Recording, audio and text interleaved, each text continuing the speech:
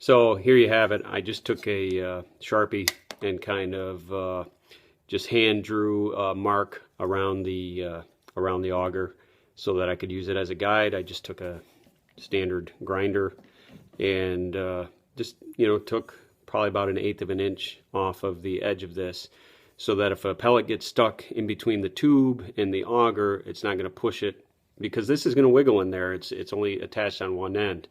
And I think that's what's happening, is it pushes the other edge up against the metal and creates a metal on metal noise, which still can be pretty aggravating.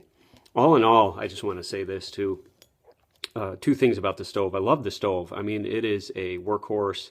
I put 5 tons of pellets through it last year. I live in the northern part of New York State. We had a really cold, bitter winter. We ran 5 tons of pellets through the stove, and it worked like a champ. And another thing I want to say is that oftentimes you'll get dealers or Harman say it's user error, you're not keeping your stove clean enough, and that's what's causing these noises. This was definitely a design flaw.